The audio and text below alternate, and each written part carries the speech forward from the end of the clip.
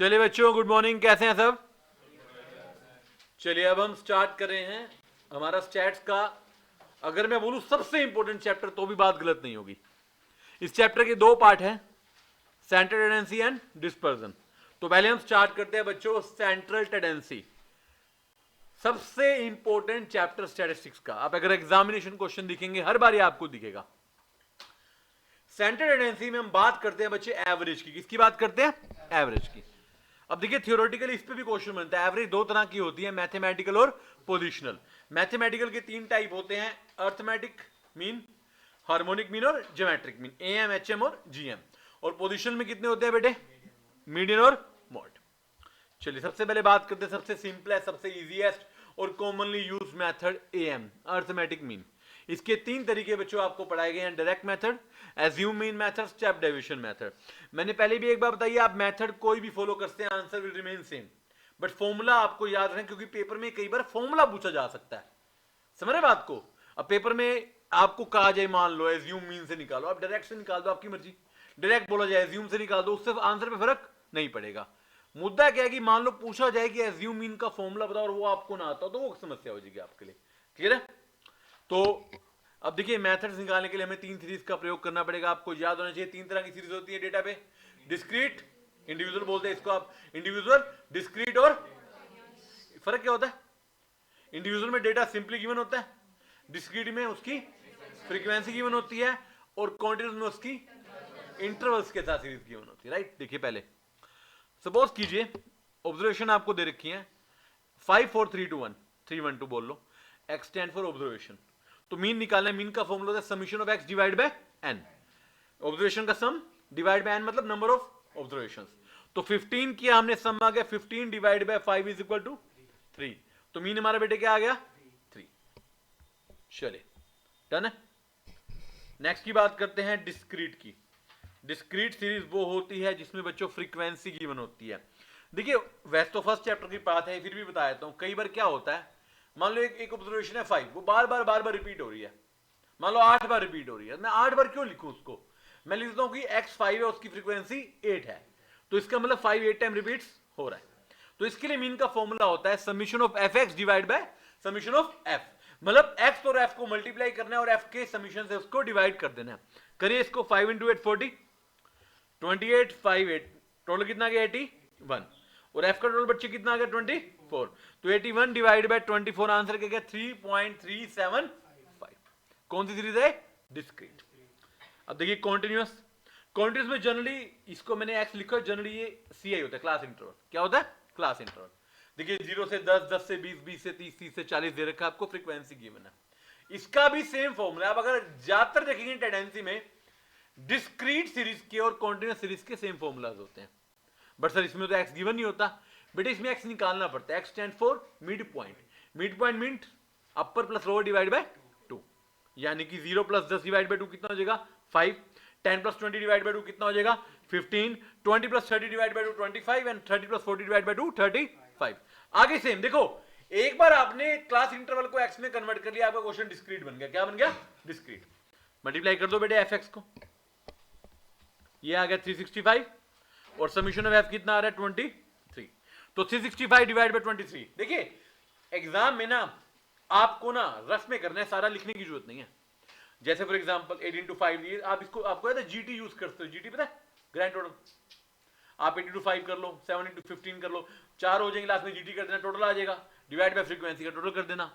देखिए एग्जाम का जो एक पैटर्न रहता है उसमें एक समस्या रहती है टाइम की। किसकी? 2 घंटे में 100 क्वेश्चन करने, यानी कि हर क्वेश्चन के लिए 1.2 मिनट्स। राइट? मोटा मोटा। अब कोई क्वेश्चन 30 सेकंड में भी हो जाएगा, कोई 2 मिनट में भी होगा। तो स्पीड बना के रखनी है। आपकी कैलकुलेटर पे प्रैक्टिस अच्छी होनी चाहिए। और मैं आपको एक पर्सनल सजेशन देता हूं, आपके अगर कैलकुलेटर आपके पास है तो वही संभाल के रखें, नया ना ले इस समय।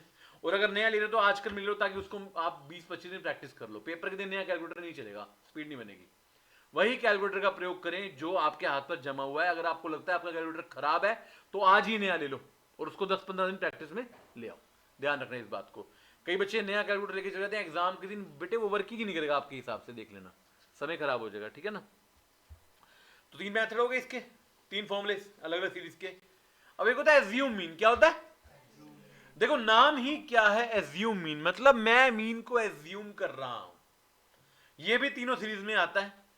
होता क्या है, पहला स्टेप आप ना कोई भी ऑब्जर्वेशन को ए मान लो, ए स्टैंड फॉर एज्यूम मीन। फिर आपने निकालनी है डेविएशन, डी। क्या निकालनी है? डेविएशन। उसको डी बोल सकते हो या आप एक्स माइनस ए बोल सकते हो। सारे एक्स में से क्या माइनस करना है? ए। अब जो डी आ गया उसका काम है, फॉर्मूला क्या बन जाएगा? Mean is equal to a plus summation of d बोलो या summation of x minus a बोलो डिवाइड बाय एन। ये देखिए, मान लो मैंने 3 मान लिया, अब x में से मैंने 3 माइनस की, ये आ गया 0। तो 3 प्लस 0 डिवाइड बाई 3, आंसर मेरा क्या आ गया? 3। अगर आपको याद हो डायरेक्ट मेथड से भी आंसर क्या आया था? 3। ये देखिए, मेथड कभी आंसर चेंज नहीं करते, मीन में ध्यान रखिएगा। ऐसे ही अगर, और इसमें एक बात, वैसे मैंने अगले एग्जांपल में आपको कराई हुई, आप देख सकते हैं। हमने ना जनरली 5 में से मिडिल वाला डिजिट ले लिया 3। ऐसा जरूरी नहीं है, you can take any observation as assuming.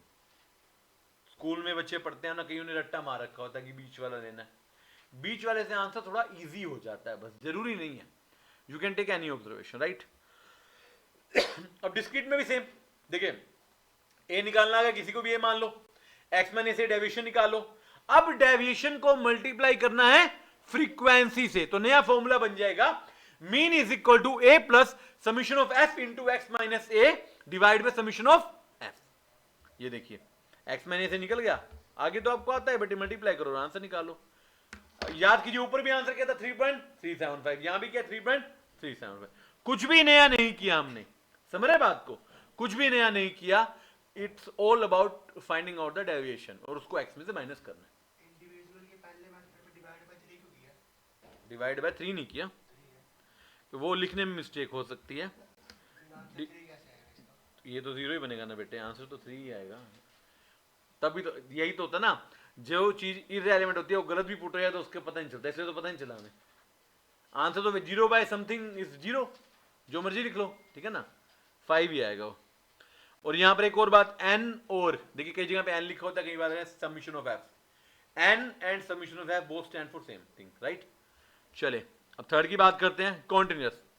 अभी मैंने ऊपर आपको बताया कॉन्टिन्यूअस डिस्क्रीट में कोई फर्क नहीं होता, कॉन्टिन्यूअस में बस मिड पॉइंट निकाल दो, उसके बाद काम किसका शुरू हो जाएगा? डिस्क्रीट का। तो एक्स निकाल लो, क्या आ जाएगा? 5, 15, 25, 35। ये एक्स आ गया, इसमें से कोई ए निकाल लो, फिर एक्स माइनस ए निकाल लो, उसको फ्रीक्वेंसी से मल्टीप्लाई कर लो, समीशन कर लो, फॉर्मूला पुट कर दो, आंसर आ जाएगा आपका 15.86। ऊपर क्या था? चेक करते हैं बेटे, कहां गया? अच्छा ये तो वही वाला है, उससे ऊपर कहां है? ये रहा 15.86। तो बच्चों एक सिंपल से सजेशन है आपको, फॉर्मूला याद रखिए। ये मैंने प्रोसीजर बता दिया, प्रोसीजर आपके काम आना नहीं है कहीं एमसीक्यू में, पता होना चाहिए, बस आपको थियोरेटिकली काम आता है। आप इतना बड़ा स्टेप क्यों करोगे? लोग देखो होता क्या है ना, बड़ी कैलकुलेशन हो तो एज्यूम मीन लगता है या स्टेप डेविएशन लगता है। आपने वैसे भी कैलकुलेटर पे करनी है, आपको क्या फर्क पड़ता है? आपने कोई हाथ से थोड़ी बनानी है, समझ रहे बात को ना। अब देखिए इसी के लिए स्टेप डेविएशन आता है, लेकिन इंटरेस्टिंग बात है आपके लिए, थोड़ी राहत की बात है कि स्टेप डेविएशन एक ही सीरीज में लगता है कॉन्टिन्यूअस में, मतलब डिस्क्रीट और इंडिविजुअल में इसका कोई कार्य नहीं है। इसमें भी सेम है, ये ना एज्यूम मीन का फर्दर एक्सटेंशन है। आपको डी निकालना आता है ना, D is equal to X minus A, यहां पर डी डैश निकालना है। डी डैश का मतलब होता है जो डी निकला उसको इंटरवल से डिवाइड करना है, जैसे 0 से 10, 10 का इंटरवल, 10 की रेंज आ गई ना, उसको 10 से डिवाइड करना है। और फॉर्मूला आपका क्या बनेगा एक बार देख लीजिए, पहले फॉर्मूला फिर क्वेश्चन दिखाता हूं। देखिए A plus summation of F D dash divide by summation of F into I, I stand for interval. देखिए सेम क्वेश्चन बच्चों, ये आपने एक्स निकाला, यहां तक आपने किया था, डी भी निकाला था। अब मैंने डी को डिवाइड कर दिया आई से, आई कितना देखना? 10। तो 10 से डिवाइड कर दिया, देखिए अब इसको मल्टीप्लाई कर दिया, तो 5 plus 25 divide by 23 into 10। Answer क्या है? आंसर देखने एक बारी 15.86, राइट। तीनों मेथड में सेम आंसर है, डजंट मैटर। फिर क्या करना है हमने? फॉर्मूला याद कर लो। अच्छा आपको लगे कि पेपर में फॉर्मूला कैसे याद करें, आपको इसके समरी नोट्स दिए गए हैं, जिनके पास नहीं है मेरे से ले लीजिएगा। समरी नोट्स में सारे फॉर्मूला एक ही जगह पर है, ठीक है, क्लियर है यहां तक? This is arithmetic mean. अब देखिए इसकी सबसे इंपॉर्टेंट बात प्रॉपर्टीज। अगर आप एग्जाम के क्वेश्चन देखेंगे, मीन पर, मीडियन पर, मोड पर, उनके खुद के क्वेश्चन ज्यादा, प्रॉपर्टीज के क्वेश्चन ज्यादा आते हैं। पहली प्रॉपर्टी इसके ऊपर क्वेश्चन है आपके आईसीए की बुक में, ब्रह्मास्त्र में भी। कहता अगर सारी ऑब्जर्वेशन कांस्टेंट के तो मीन भी क्या होगा के। हमेशा बेटे कुछ मेरे को याद है मैंने एक बार क्वेश्चन कराया, आप सारे करके देखने लगे थे आधे बच्चे, उसमें सारी एक ही डिजिट है ना 555। अगर सारी ऑब्जर्वेशन के हैं तो भैया मीन क्या होगा के। चले अगर डेविएशन एक्चुअल मीन से ली जाएंगी तो उनका सम हमेशा क्या होगा 0। आपको याद है अभी हमने एक ऊपर क्वेश्चन किया जिसका आंसर 3 था, क्या आंसर था 3, और हमने भी क्या एज्यूम किया था 3, तो हमारा डेविएशन का सम क्या आया था 0। ध्यान रखना इस बात को, ये भी एक प्रॉपर्टी है, क्वेश्चन में आ सकती है। Third combine mean, very important, लिख लीजिए इसके पीछे वेरी इंपॉर्टेंट। अगर आपको दो तरह का डेटा दे रखा है उनके मीन निकालने हैं, जैसे एग्जांपल लीजिए बॉयज दे रखे हैं, बॉयज हैं 20 बॉयज आर देयर, उनके एवरेज मार्क्स है 35, 25 गर्ल्स आर देयर, उनके एवरेज मार्क्स है 38। तो बताओ क्लास की एवरेज क्या होगी, क्लास की एवरेज क्या होगी। देखिए आपको बॉयज के नंबर दे रखे हैं, बॉयज का मीन दे रखा है, गर्ल्स के नंबर गर्ल्स का मीन, यानी कि 1 2 1 2 हो गए ना, तो फॉर्मूला हमारा बन जाएगा n1 into mean of 1 plus n2 into mean of 2 divide by n1 plus n2, ऐसे तीन हो जाए same, n1 mean of 1, n2 mean of 2, n3 mean of 3 divide by n1 plus n2 plus n3, even 4 भी हो सकते हैं। देखो आपके सामने फॉर्मूला है, कितने मर्जी आज आप इसी को कैरी फॉरवर्ड करेंगे। क्या करना है आपने अगर अकाउंट में कभी पढ़ा तो वेटेड एवरेज है एक तरह की, क्या है ये वेटेड एवरेज। आपने हर एक मीन को उसके नंबर से डिवाइड करना है, नंबर से मल्टीप्लाई करना है और लास्ट में नंबर का टोटल डिवाइड कर देना, सेम फॉर्मूला यूज करना है। कंबाइन मीन में आपको अच्छे खासे क्वेश्चन मिल जाएंगे एग्जाम में, ध्यान रखना। क्लियर है, क्लियर है यहां तक? यस। सबसे इंपॉर्टेंट प्रॉपर्टी, कंबाइन मीन से भी ज्यादा इंपॉर्टेंट प्रॉपर्टी, ये प्रॉपर्टी आपकी यहां पर भी आती है, डिस्पर्जन में भी आती है, इवन कोरिलेशन रिग्रेशन में भी आती है। Change in origin, change in scale, पहले मैं आपको इनके मतलब समझाता हूं। चेंज इन ओरिजिन क्या होता है, याद है आपको, प्लस माइनस करना, और चेंज इन स्केल क्या होता है, मल्टीप्लाई या डिवाइड करना। अब पहली बात, मीन दोनों से इफेक्ट होता है, मतलब मैं आपको सिंपल सी बात बता रहा हूं, अगर आपने हर एक ऑब्जर्वेशन में 5 ऐड कर दिया तो मीन में भी 5 ऐड हो जाएगा, अगर आपने हर एक ऑब्जर्वेशन में से 2 माइनस कर दिया तो मीन में से भी 2 माइनस हो जाएगा, अगर आपने हर एक ऑब्जर्वेशन को 2 से मल्टीप्लाई कर दिया तो मीन का आंसर भी 2 से मल्टीप्लाई हो जाएगा, अगर आपने हर एक को 3 से डिवाइड कर दिया तो मीन भी 3 से डिवाइड हो जाएगा। कंडीशन क्या, हर एक ऑब्जर्वेशन में सेम बात होनी चाहिए, तो हम कह सकते हैं mean is affected by change in origin and change in scale. Clear बात? ये देखिए एग्जांपल आप देख सकते हो, x की पूरी सीरीज है, मैंने इसको 5 ऐड किया तो मेरा आंसर भी 5 से ऐड हो गया। क्लियर है बात?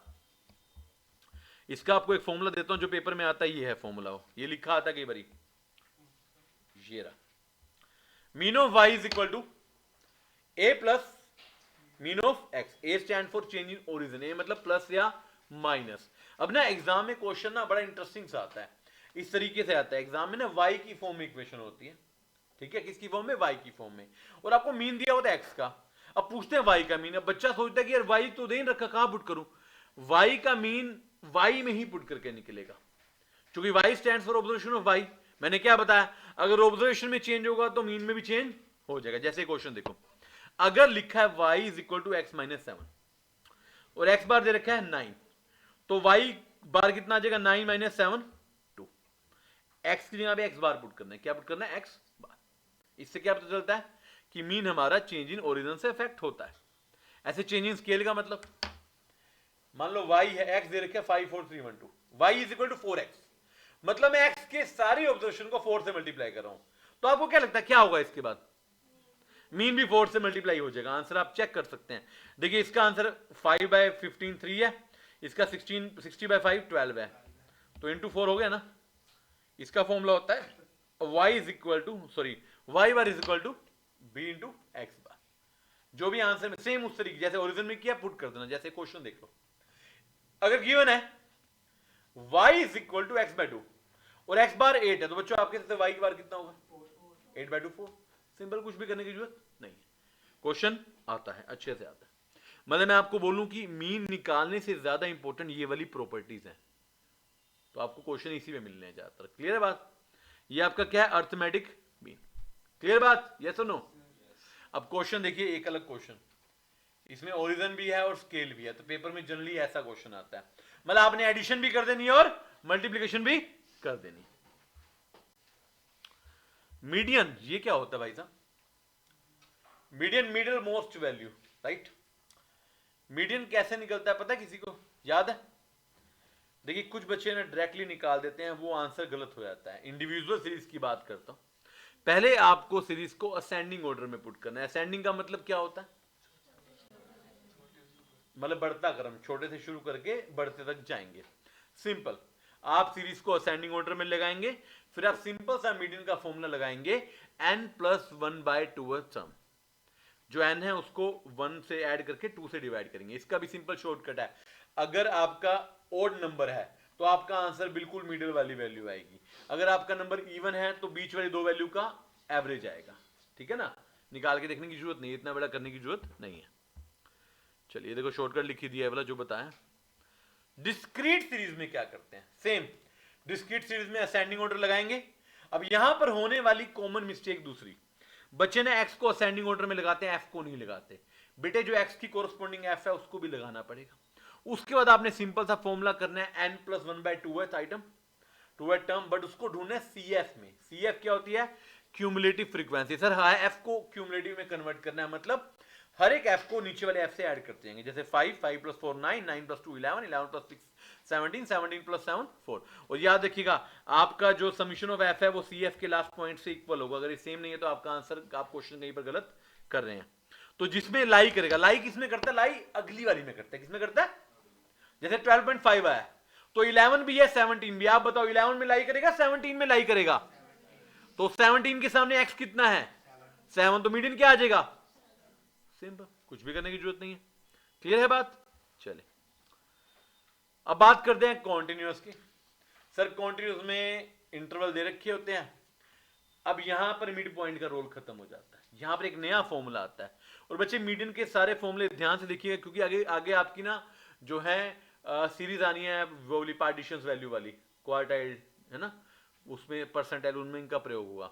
इसके पहले फॉर्मूला देख लेते हैं। Median is equal to L plus n/2 minus CF of P divide by F into I. ये क्या है, L का मतलब लोअर वैल्यू इंटरवल की, n/2 number by 2, n/2 n+1/2 नहीं है, ध्यान रखना। CF ऑफ P का मतलब क्यूमुलेटिव फ्रीक्वेंसी ऑफ प्रीवियस, और F का मतलब करंट फ्रीक्वेंसी इंटू आई का मतलब इंटरवल। अब सर क्या करें, मतलब बेटे n/2 निकालो। क्या निकालो, n/2 देखो कि CF में लाई कर रहा है, उससे बड़े वाली में किस, ठीक है। उसके सामने वाले को L ले लो, सामने वाले को F ले लो, पीछे वाले को CF ऑफ P ले लो, और फॉर्मूला इंपुट कर दो, आपका आंसर निकल कर आ जाएगा। क्लियर हो रही बात। यहां पर फ्रीक्वेंसी सेम की लेंगे, L सेम का लेंगे, मगर CF पिछले की लेंगे। किसकी लेंगे, पिछले की। आपने एक दूसरे का क्वेश्चन अगर देखो ना, कई बार ना क्वेश्चन में सारा डेटा गिवन होता है, CF गिवन है, CF ऑफ P गिवन है, F गिवन है। अब वहां पर आपको सिर्फ पुट करना होता है, ऐसा क्वेश्चन स्ट्रेट भी आ सकता है यहां पर, ठीक है। यहां पर n+1/2 ना करना, ये गलती भी कर देते हैं बच्चे कई बार।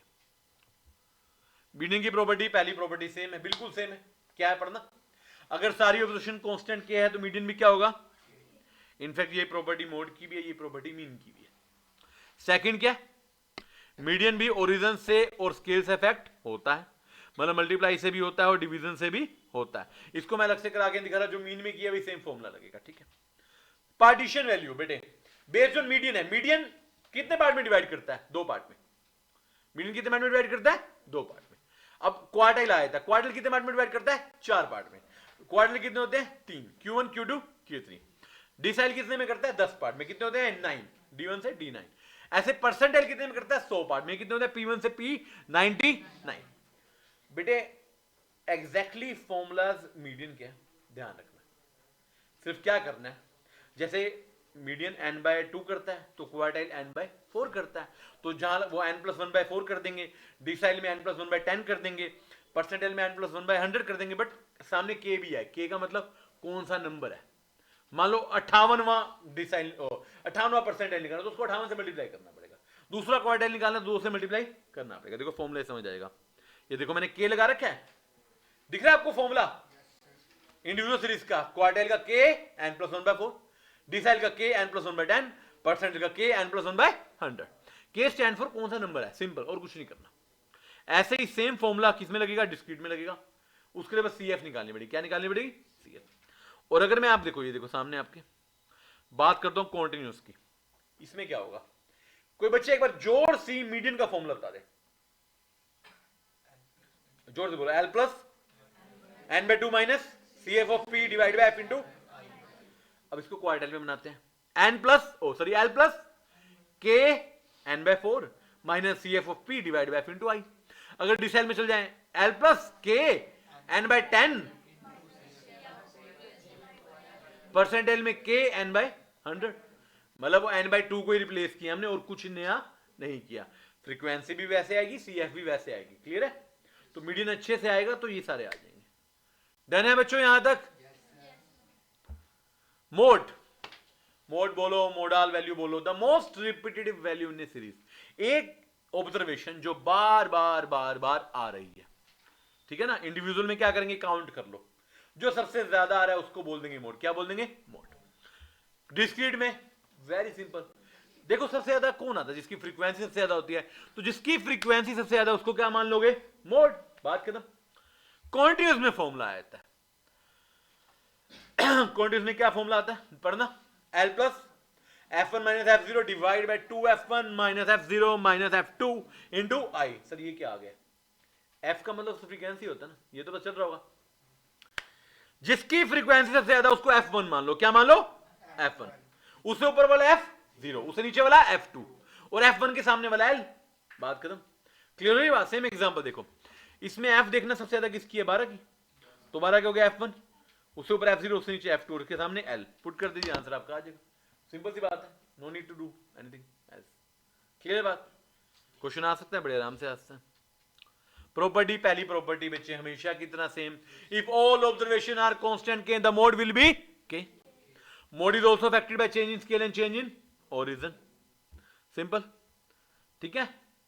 अब एक एक्सक्लूसिव प्रॉपर्टी मीडियन की थ्योरेटिकली आती है, इसको प्रूव नहीं करना होता, मैंने पहले भी बता रखा है। ये क्वेश्चन आता है कि अगर एब्सोल्यूट डेविएशन मीडियन से ली गई है तो हमेशा मिनिमम होंगी। क्या होंगी? मीन। सर डेविएशन तो मैंने निकालनी सिखाई, एब्सोल्यूट डेविएशन तो मैंने सिखाई नहीं। वो क्या होती है? एब्सोल्यूट डेविएशन वो होती है जिसके बारे में मॉडुलस लगा होता है, मतलब जिसमें माइनस में आंसर नहीं आता, पॉजिटिव आंसर आएगा। क्या आएगा? पॉजिटिव। मतलब ये कहना चाहता है आपने एब्सोल्यूट डेविएशन निकालो, मीन से, मीडियन से, मोड से, सबसे कम किसकी आएगी? मीडियन की। किसकी आएगी?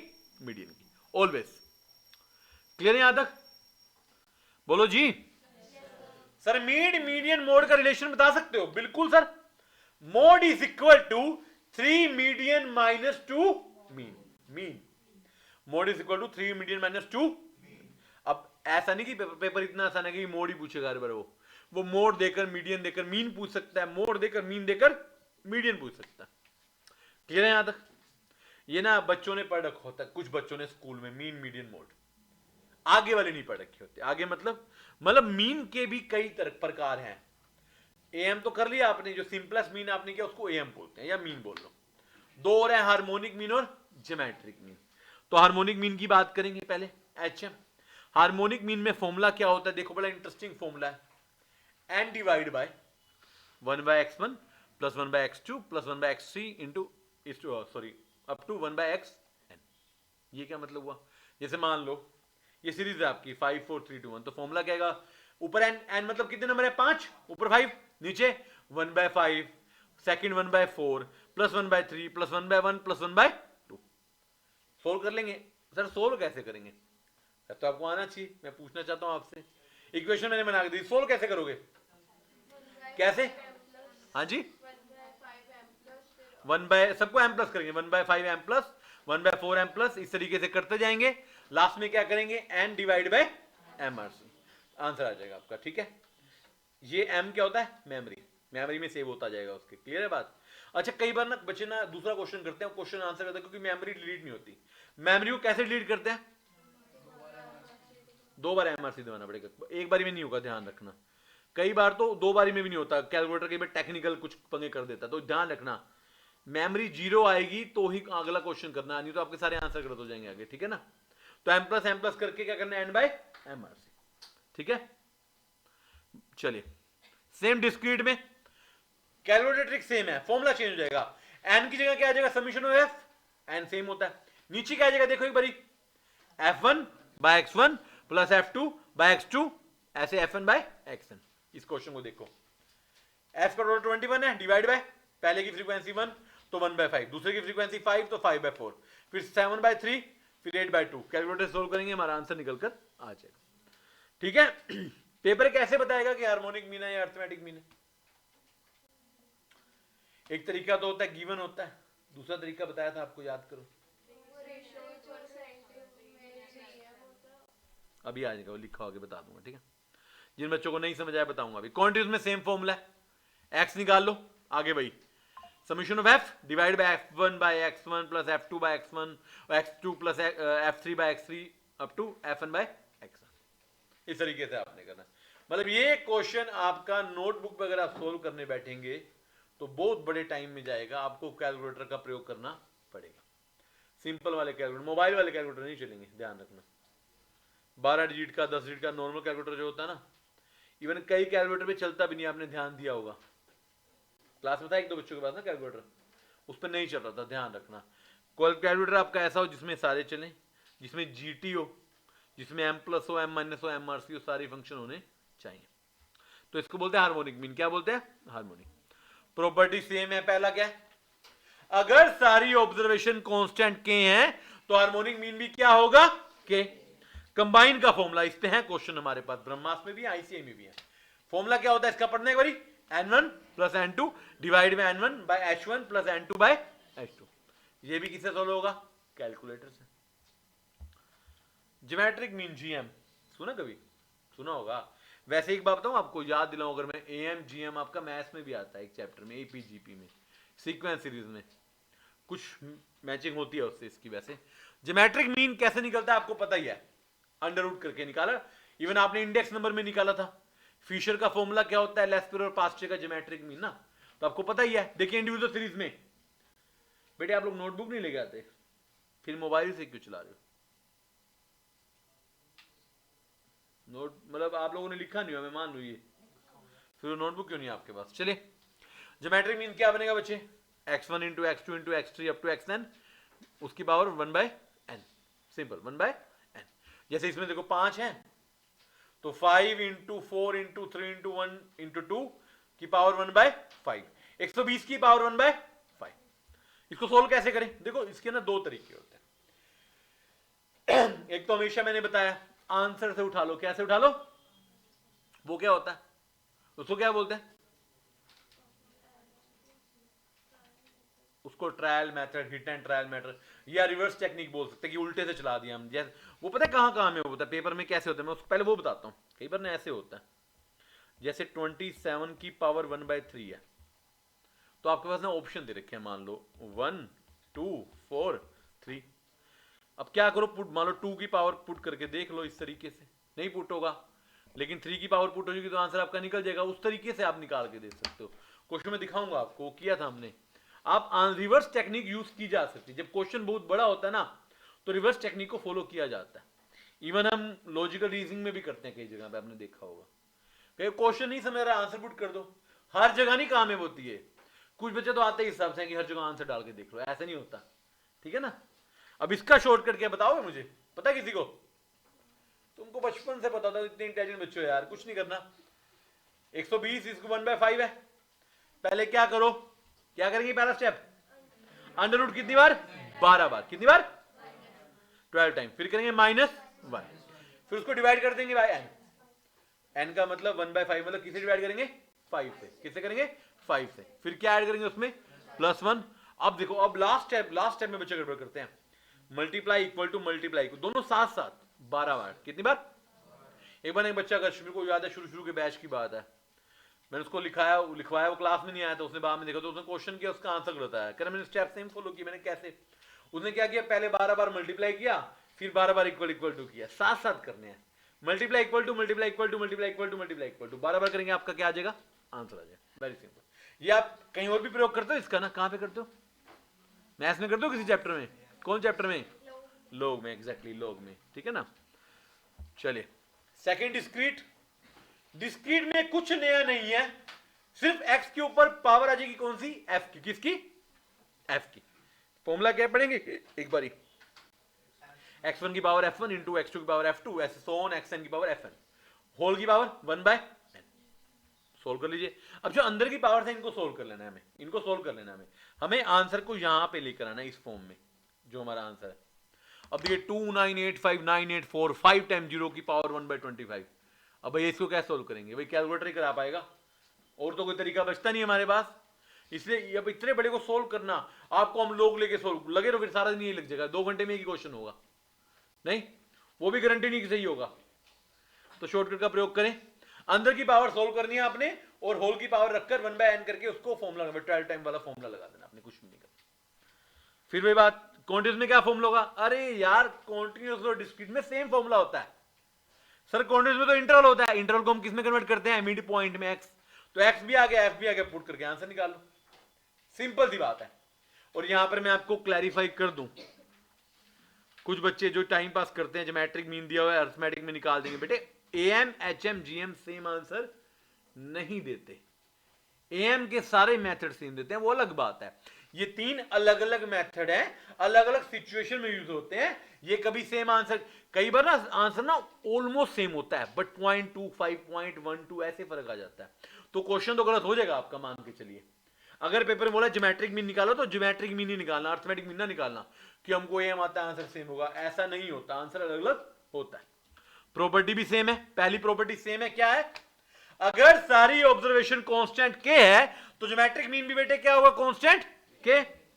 और कंबाइंड मीन का नया फॉर्मूला है, क्या फॉर्मूला है? नॉर्मल सिचुएशन में GM of X Y is equal to GM of X into GM of multiply करना है, आंसर आ जाएगा। ये आसान है, इसमें बच्चे खुश हो जाते हैं, 1 नंबर पक्का।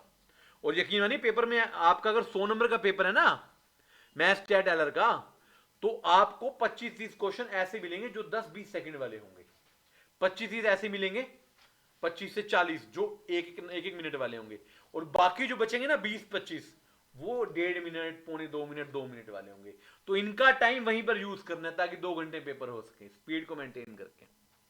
चलिए अब देखो, मैंने भी बताया ना एएम एचएम और जीएम का आंसर जुड़ने की सेम होगा, उसकी बात कर रहा हूं। पहला रिलेशन क्या इनका?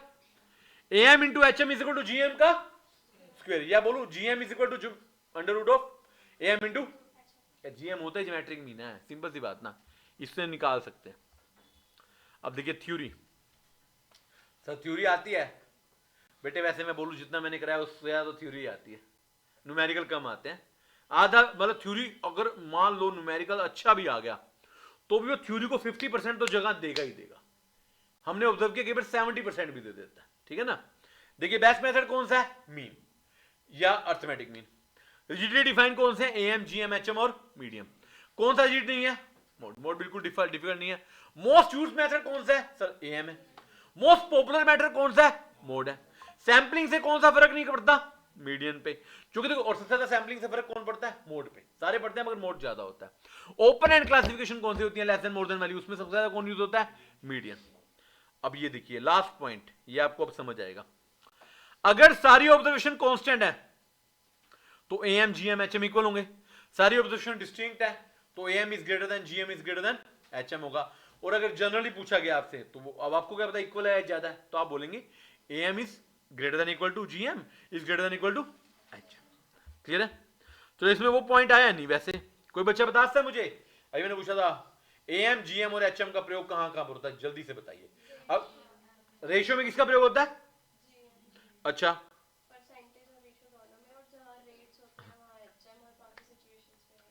जहां पर रेट्स होते हैं, रेट्स वहां पर एचएम, जहां पे रेशियो या परसेंटेज होती है वहां पे जीएम, और नॉर्मली एएम। रेट्स के एग्जांपल देना, क्वेश्चन है आपकी बुक में 2-3। एरोप्लेन की स्पीड्स वाले बच्चे, आप उसको अगर एरोप्लेन की स्पीड्स की एवरेज आप निकालोगे ना सिंपल मीन से, अर्थमेटिक से, बहुत ज्यादा डिफरेंस आता है। तो अगर आपके पास क्वेश्चन है, वो आएगा, देखना क्वेश्चन मिलेगा आपको ऐसा। अगर आपको क्वेश्चन दे रखा है एरोप्लेन की स्पीड आने जाने की, उस हिसाब से एवरेज स्पीड निकालनी है, तो हम कौन सा मेथड लगाएंगे? एचएम। कौन सा लगाएंगे? एचएम। या आपकी नोटबुक में मैंने कहीं लिखवा रखा होगा या समरी में दे रखा होगा मैंने, नहीं तो आप लिख सकते हो नॉर्मल केस में अर्थमेटिक, रेशियो परसेंटेज में आपका ज्योमेट्रिक, और रेट्स में आपका एचएम। क्लियर है यहां तक? कोई दिक्कत नहीं यहां तक बेटे? चलिए, तो ये आपका टॉपिक समाप्त होता है सेंट्रल टेंडेंसी। चलिए बच्चों, बेटे अब स्टार्ट कर रहे हैं आपके सेकंड चैप्टर का सेकंड पार्ट, डिस्पर्जन। क्या? इस चैप्टर में गिनकर मात्र 4 चीजें पढ़ाई जाती हैं, range, mean deviation, quartile deviation और स्टैंडर्ड डेविएशन। और आप कहीं ना कहीं पर देखेंगे टेंडेंसी के मेथड्स का प्रयोग किया जाता है। जैसे फॉर एग्जांपल स्टैंडर्ड डेविएशन में आप मीन का प्रयोग करेंगे, यू नो। क्वार्टाइल में आप क्वार्टाइल्स का प्रयोग करेंगे। मीन डेविएशन में तो मीन, मीडियन, मोड तीनों का ही प्रयोग करेंगे ना। सबसे आसान मेथड, बच्चे बड़ा खुश होते हैं रेंज पे। रेंज की खासियत क्या है, एक तो सबसे आसान है मगर पेपर में आता है, देखेंगे आपने क्वेश्चन। रेंज का मतलब क्या होता है, largest value minus smallest value, L minus S. और अगर आपसे पूछा जाए कोफिशिएंट ऑफ रेंज, तो वो बनेगा L minus S divide by L plus S into 100। And mind it, ये फॉर्मूला तीनों सीरीज का, कुछ भी नहीं करना। जैसे इंडिविजुअल में देखो 5 7 8 15 12 6, सबसे बड़ा क्या है 15, सबसे छोटा क्या है, तो 15 माइनस 5 10 आपका आंसर है। कोफिशिएंट निकालो, 15 minus 5 divide by 15 plus 5 into 100, 50%। Discrete में क्या करेंगे, डिस्क्रीट में you need to literally ignore frequency, X देखना है, क्या देखना है एक्स। सबसे बड़ा क्या है 15, सबसे छोटा क्या है 5, पुट कर दो।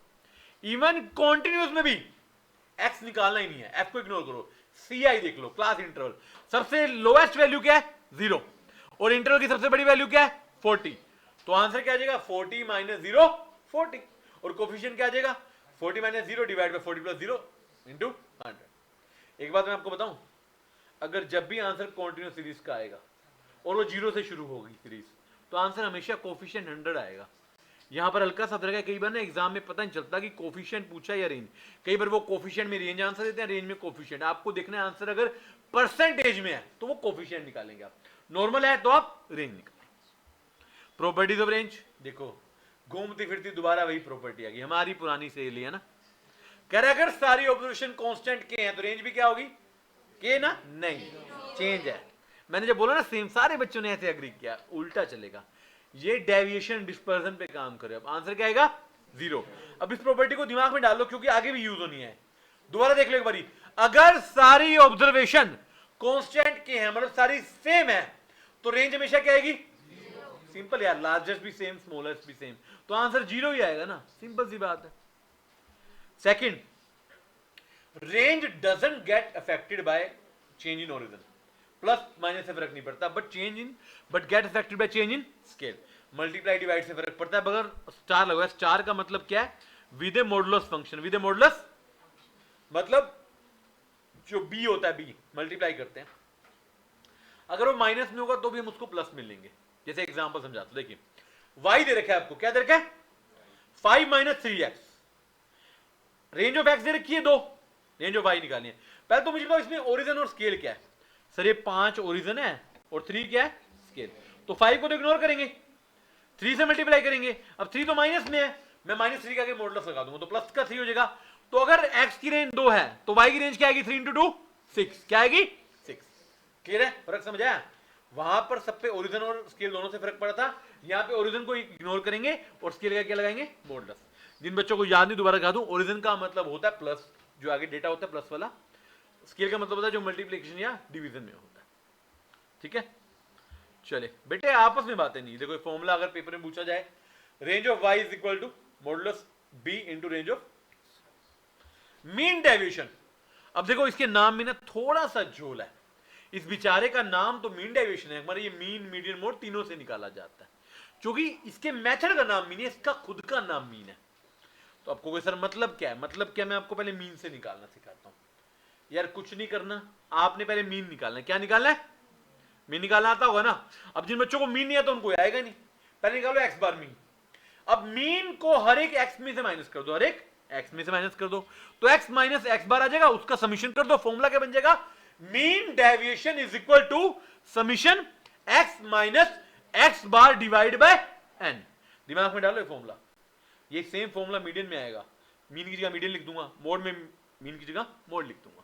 ठीक है, और अगर मैं कोफिशिएंट की बात करूं तो सिंपल, आपने कोफिशिएंट किससे निकाला है, आपने मीन डेविएशन मीन से निकाली है ना, तो mean deviation divide by mean into 100। अगर मीडियन से निकालूंगा तो डिवाइड बाय मीडियन कर दूंगा, मोड से निकालूंगा डिवाइड बाय मोड कर दूंगा, मैं तीनों इकट्ठे चला रहा हूं। अब डिस्क्रीट में क्या होता है, सर डिस्क्रीट में कोई फर्क नहीं होता, सिर्फ फ्रीक्वेंसी आती है, उसको मल्टीप्लाई करना होता है। पहले एक्स बार निकालो, एक्स माइनस एक्स बार निकालो, उसको एफ से मल्टीप्लाई कर दो, किससे मल्टीप्लाई कर दो एफ से, तो फॉर्मूला क्या बन जाएगा, mean deviation is equal to summation of F into x minus X bar divide by summation of F. Clear बात, कोफिशिएंट सेम देगा, क्वांटिटीज में क्या रहेगा same. Sir continuous discrete same होता है, कॉन्टिन्यूस को एक बार डिस्क्रीट में कन्वर्ट करना होता है। मिड पॉइंट निकालो एक्स, उसके बाद एक्स का बाहर निकालो, मीन मतलब आगे वही फॉर्मूला लगाओ, सिंपल है। फॉर्मूले आप यूज कर सकते हैं। क्लियर है बात? अब जिन बच्चों को सेम बात हर चैप्टर में बोलता हूं मैं, जिन बच्चों को फॉर्मूला एक ही जगह पर चाहिए they can go for summary. Summary में सारे फॉर्मूले एक ही जगह पर है, बीच में इलस्ट्रेशन नहीं है, वहां पर आप देख सकते हैं। अब अगर मीडियन से निकालो, किससे निकालो बेटे? तीनों सीरीज में सेम फॉर्मूला है, जहां पर मीन लिखा था वहां पर मीडियन लिख दो। क्या लिख दो? तो इंडिविजुअल सीरीज में क्या बन जाएगा? Summation of x minus M divide by n, और डिस्क्रीट ऑफ फ्रीक्वेंसी में किससे मल्टीप्लाई कर देंगे? f से। सिंपल, कुछ भी नहीं करना। वहां पर आपने मीन निकाल के माइनस किया था, यहां पर m निकाल के माइनस करना है।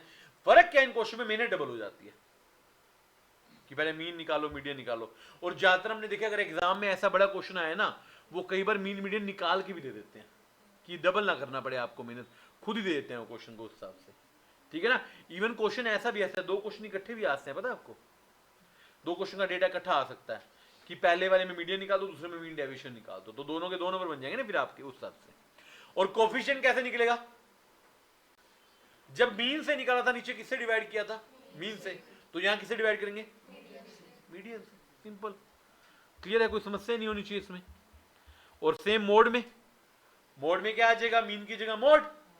इंडिविजुअल सीरीज में मीन माइनस मोड का summation divide by n, sorry x minus mode का समीशन डिवाइड बाय n, और डिस्क्रीट और कॉन्टिन्यूअस में किससे मल्टीप्लाई कर देंगे? f से। और कोफिशिएंट कैसे निकलेगा? Mean deviation divide by mode into 100। Clear है बात? अब सर एग्जाम में किससे निकालनी है?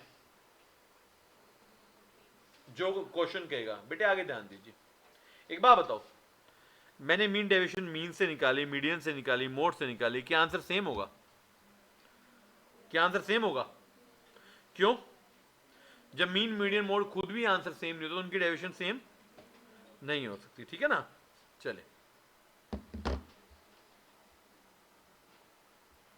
प्रॉपर्टीज, पहली प्रॉपर्टी सेम है। अगर सारी ऑब्जर्वेशन या वैल्यूज कांस्टेंट के हैं तो मीन डेविएशन क्या होगी? क्या होगी? 0। अगली भी सेम है। Mean deviation is not affected by change in origin but affected by change in scale with the modulus function. Quartile deviation very simple, but इसकी कहानी क्या है? अगर आपको क्वार्टाइल निकालने आते हैं तभी आप निकाल पाओगे। 3 क्वार्टाइल याद है आपको? Q1, Q2 और Q3। इसमें किसका प्रयोग होगा? Q1 और Q3 का। क्वार्टाइल डेविएशन हर एक सीरीज में फॉर्मूला एक ही है, Q3 माइनस Q1, और कोफिशिएंट का फॉर्मूला भी सेम है, Q3 minus Q1 divide by Q3 plus Q1 into 100। अब देखिए Q1 Q3 आपको निकालना आता है, वो पुट कीजिए और आंसर निकाल लीजिए। और इस पे भी छोटा क्वेश्चन आया था, आपने एग्जामिनेशन क्वेश्चन में देखा हो, कई बार Q1 Q3 गिवन होते हैं और डेविएशन पूछी जाती है, ध्यान रखना इस बात का। प्रॉपर्टीज सेम है, प्रॉपर्टी भी देख रहे हो। पहला क्या है? अगर सभी वैल्यूज कांस्टेंट के हैं तो क्वार्टाइल डेविएशन क्या होगी? 0। और क्वार्टाइल डेविएशन अफेक्ट नहीं होती चेंज इन ओरिजिन से, बट स्केल से अफेक्ट होती है विद ए मॉडुलस फंक्शन। अब देखिए, इस चैप्टर का अगर मैं बोलूं कि सबसे इंपॉर्टेंट टॉपिक है तो गलत नहीं होगा वो। और ये स्टैंडर्ड डेविएशन आपके रिग्रेशन कोरिलेशन में भी काम आती है। स्टैंडर्ड डेविएशन, एक तो इसका सिंबल याद कर लीजिए, 2 फॉर्मूले हैं इसके, आप कोई भी यूज कर सकते हो, कोई समस्या नहीं हमारे को। पहला फॉर्मूला इंडिविजुअल सीरीज का क्या? Summation of X square divide by n minus X bar का स्क्वायर। मीन निकालो, मीन का स्क्वायर पुट कर दो, सारे एक्स का स्क्वायर पुट कर दो, आंसर निकल जाएगा। ये दूसरा एक और है कि पहले आप निकालो x माइनस एक्स बार, x माइनस एक्स बार, उसका होल का स्क्वायर कर लो डिवाइड बाय n कर दो। आपको जो फॉर्मूला कंफर्टेबल हो वो आप पुट कीजिए, क्योंकि डेटा दोनों में सेम है, x भी गिवन होगा, x बार आप निकाल लोगे ऑब्वियसली ना, तो दोनों से आंसर सेम आएगा। आप कोई भी फॉर्मूला यूज करते हो, सेम फॉर्मूला आपका डिस्क्रीट में, बस आगे क्या लग जाएगा? क्या लग जाएगा? f। समझ रहे हैं? मतलब ऑब्जर्वेशन के स्क्वायर निकालने पड़ेंगे पहले, और फिर उसको f से मल्टीप्लाई करना पड़ेगा, और मीन भी निकालना पड़ेगा। मतलब बिना मीन के स्टैंडर्ड डेविएशन प्रैक्टिकली पॉसिबल ही नहीं है। और सेम फॉर्मूला आपका कॉन्टिन्यूअस में होता है। सेम बात जो मैं हर बार बोल रहा हूं, आप इंटरवल से x निकाल लेंगे और पुट कर देंगे। देखिए x f हमेशा गिवन होती है, तो आपको 2 ही चीज चाहिए, x और f। उसी से आप x स्क्वायर निकालेंगे, उसी से आप x का मीन निकालेंगे, वही फॉर्मूला पुट करेंगे और आंसर आपका निकल कर आ जाएगा। ठीक है ना? बाकी इतना बड़ा क्वेश्चन जनरली नहीं आता, सिंपल क्वेश्चन आते हैं। बात है कैलकुलेशन की, और वो किस पे करोगे आप? कैलकुलेटर पे, जीटी के साथ। किसके साथ? जीटी के साथ। प्रॉपर्टीज क्या? पहली प्रॉपर्टी, ये नहीं आ गया आपके लिए कुछ, ये क्या है? वेरिएंस क्या होता है? Variance is the square of standard deviation, या बोलूं मैं standard deviation is the under root of variance. Paper में कुछ भी पूछा जा सकता है। सेकेंडली, अगर सारी वैल्यू कांस्टेंट के है तो स्टैंडर्ड डेविएशन क्या होगी? Zero. Third, standard deviation change in scale से इफेक्ट होती है, ओरिजिन से नहीं होती। इसमें एक ये देखिए, ये एग्जांपल बड़ा शानदार मैंने आपको दिया था। कई बार ना वेरिएंस दिया होता है एक्स का या वाई का, और एक्स का पूछा जाता है तो बच्चे डायरेक्ट पुट करते हैं, नहीं करना।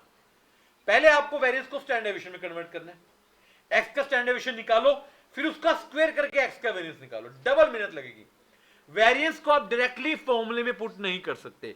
There is no formula called variance of y is equal to modulus of b into variance of x। फॉर्मूला क्या है? Standard deviation of y is equal to modulus of b into standard deviation of x। ये देखिए, ये रहा आपका formula. ये देखो 40 निकाला मैंने यहां पे, फिर मैंने इसका वेरिएंस के लिए स्क्वायर कर दिया। 40 का स्क्वायर क्या हो गया? 1600। ठीक है। फोर्थ प्रॉपर्टी वेरी इंपॉर्टेंट, इस पे क्वेश्चन आता है, कंबाइन स्टैंडर्ड डेविएशन। बेटे अगर कुछ पूछना तो आगे पूछिए, आपस में नहीं। Combined standard deviation, standard deviation of 1 2 बोलेंगे। क्या लिखेंगे इसको? n1 into standard deviation of 1 का square plus n2 into standard deviation of 2 का square plus n1 into d1 का square plus n2 into d2 का square divide by n1 plus, sir n1 तो मुझे पता है, number of 1, n2 number of second, standard deviation of 1 भी समझ आ गई। ये d1 d2 क्या है? d1 होता है अगर आप कंबाइन मीन में से फर्स्ट का मीन निकाल दो, और d2 होता है अगर आप कंबाइन मीन में से सेकंड का मीन। अब कंबाइन मीन बेटे आपको निकालना आना चाहिए, आता है ना? n1 into mean of 1 plus n2 into mean of 2 divide by n1 plus n2। Simple, इस तरीके से क्वेश्चन आता है, बिल्कुल आता है। अच्छा, coefficient of variation, coefficient of variation ये भी आपका कोरिलेशन रिग्रेशन में भी आता है। इसका सिंपल सा फॉर्मूला होता है standard deviation divide by mean into 100। Standard deviation divide by mean into 100। Theoretically भी इसका प्रयोग होता है। अगर जितना ज्यादा कोफिशिएंट ऑफ वेरिएबल होगा उतनी चीज वेरिएबल होगी, और जितनी चीज वेरिएबल होगी उतनी लेस कांस्टेंट होगी, और जितना कम कोफिशिएंट ऑफ वेरिएशन होगा आप उतने ज्यादा मोर कांस्टेंट या कंसिस्टेंट होंगे और उतने कम वेरिएबल होंगे। तो लिखा है नीचे पेपर में, कई बार दो डेटा का कंपैरिजन आया था, वेरिएबिलिटी चेक करनी है। अगर सीवी कोफिशिएंट ऑफ वेरिएशन ज्यादा है तो आप मोर वेरिएबल हो, नहीं तो आप कम वेरिएबल हो। अगर कंसिस्टेंसी चेक करनी है, अगर सीवी ज्यादा तो आप लेस कंसिस्टेंट हो, सीवी कम है तो आप ज्यादा कंसिस्टेंट हो। क्वेश्चन दिखेंगे आपको इसके ऊपर भी। थ्योरी की बात करें, ये हम कर चुके हैं, वैसे थ्योरेटिकली नहीं किया। आपके दो तरह के मेथड्स होते हैं, एब्सोल्यूट और रिलेटिव। एब्सोल्यूट में आप निकालते हो range, quartile deviation, mean deviation, standard, और रिलेटिव में क्या निकालते हो? उनके कोफिशिएंट्स। टेंडेंसी एक कांस्टेंट पॉइंट पर निकालती है एवरेज, और डिस्पर्जन निकालती है स्कैटरनेस, बीच का डिफरेंस। एब्सोल्यूट मेथड डिपेंड करते हैं वेरिएबल के ऊपर, जो वेरिएबल है उसी पे हमारा आंसर डिपेंड करेगा। रिलेटिव मेथड यूनिट फ्री होते हैं, परसेंटेज में निकलते हैं, इनको फर्क नहीं पड़ता। सबसे क्विकेस्ट मेथड कौन सा है आपके हिसाब से? आपने निकाला रेंज। सबसे यूजफुल मेथड, सबसे इंपॉर्टेंट मेथड कौन सा है? एक्सट्रीम ऑब्जर्वेशन से कौन सा इफेक्ट होता है? रेंज। क्योंकि डेटा की वैल्यू बढ़ेगी तो आंसर बढ़ जाएगा, बाकी में कुछ खास फर्क पड़ेगा नहीं। ओपन एंड में क्या लगता है? Quartile deviation. और क्वार्टाइल डेविएशन क्या होता है? बेसिकली डेविएशन का 50%, क्योंकि Q3 minus Q1 divide by 2 होता है। अब मैं चारों की अलग अलग बात करता हूं। मीन डेविएशन रिजिडली डिफाइंड है, एक्सट्रीम वैल्यू से फर्क पड़ेगा नहीं, ज्यादातर मैथमेटिकल प्रॉपर्टीज में नहीं है, और ये सिर्फ एब्सोल्यूट डेविएशन पे काम करती है। क्वार्टाइल डेविएशन भी रिजिडली डिफाइंड है, बट ये 50% पे काम करती है, सब पे काम नहीं करती। Mean deviation, standard deviation, quartile deviation, ये सभी ऑब्जर्वेशन पे बेस्ड है, रेंज सब पे बेस्ड नहीं है, क्योंकि रेंज के लेते खाली हाईएस्ट और लोएस्ट। स्टैंडर्ड डेविएशन सबसे अच्छा मेथड इसलिए है बिकॉज इसमें डिजायर्ड मैथमेटिकल प्रॉपर्टी है, और स्टैंडर्ड डेविएशन ही सबसे बेस्ट मेथड आपका माना जाएगा। थ्योरेटिकली क्वेश्चन पूछा जा सकता है। तो दिस इज बच्चों डिस्पर्जन। सेकंड चैप्टर में दो पार्ट हैं आपके, टेंडेंसी एंड डिस्पर्जन दोनों ही इंपॉर्टेंट है, और कहीं ना कहीं सेंटर टेंडेंसी के फॉर्मूलाज का प्रयोग डिस्पर्जन के अंदर किया जा रहा है। क्लियर है यहां तक? तो डिस्पर्जन का चैप्टर क्या होता है बेटे यहां पर समाप्त। अच्छे से पढ़ लीजिएगा, कोई डाउट हो तो बताइए।